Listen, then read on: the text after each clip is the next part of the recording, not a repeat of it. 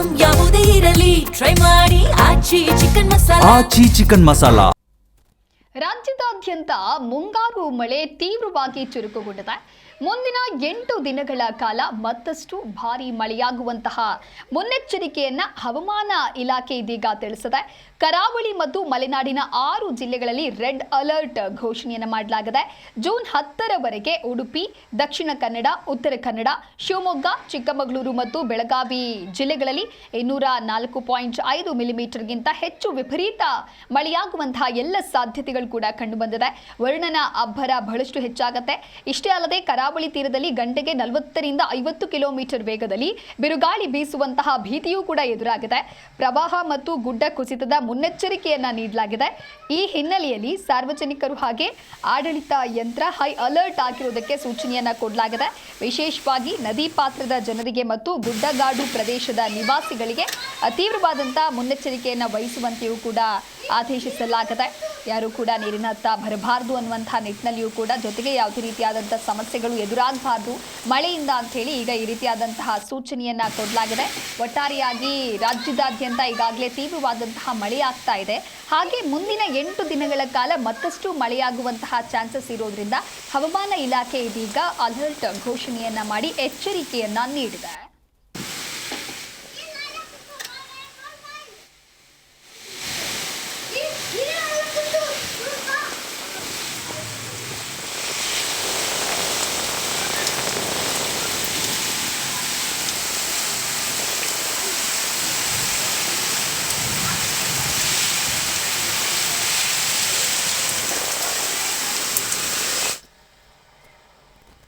ಯಾವ ಜಿಲ್ಲೆಗೆ ಹಾಗಾದ್ರೆ ಯಾವ ರೀತಿಯಾಗಿ ಅಲರ್ಟ್ ಘೋಷಣೆಯನ್ನ ಮಾಡಿದ್ದಾರೆ ಅಂತ ಹೇಳಿ ನೋಡ್ತಾ ಹೋಗೋಣ. ಜೂನ್ 7 ಕರಾವಳಿ ಮತ್ತು ಮಲೆನಾಡು ಭಾಗದ ಜಿಲ್ಲೆಗಳಿಗೆ ಈಗಾಗಲೇ ಆರೆಂಜ್ ಅಲರ್ಟ್ ಅನ್ನು ಘೋಷಣೆ ಮಾಡಲಾಗಿದೆ. ಅದೇ ರೀತಿಯಾಗಿ ಜೂನ್ 8 ಅಂದರೆ ಇವತ್ತು ಉಡುಪಿ ಮತ್ತು ದಕ್ಷಿಣ ಕನ್ನಡ ಜಿಲ್ಲೆಗಳಲ್ಲಿ ಅತಿ ಹೆಚ್ಚು ಮಳೆಯಾಗುವಂತ ಸಾಧ್ಯತೆ ಇರೋದ್ರಿಂದ ರೆಡ್ ಅಲರ್ಟ್ ಘೋಷಣೆಯನ್ನ ಮಾಡಲಾಗಿದೆ. ಜೂನ್ 9 ರೆಡ್ ಅಲರ್ಟ್ ವ್ಯಾಪ್ತಿ ವಿಸ್ತರಣೆ, ಕರಾವಳಿಯ 3 ಜಿಲ್ಲೆ ಮತ್ತು ಮಲೆನಾಡಿನ ಭಾಗಿನ 2 ಜಿಲ್ಲೆಗಳಲ್ಲಿ ಎಚ್ಚರಿಕೆಯನ್ನ ನೀಡಲಾಗಿದೆ. ಹಾಗೆ ಜೂನ್ 10ರಂದು ಬೆಳಗಾವಿ ಜಿಲ್ಲೆಗೂ ಕೂಡ ರೆಡ್ ಅಲರ್ಟ್ ಘೋಷಣೆಯನ್ನ ಮಾಡಲಾಗಿದೆ. ಉತ್ತರ ಕರ್ನಾಟಕಕ್ಕೆ ಮಳೆಯ ಕಂಟಕ ಎದುರಾಗಿದೆ.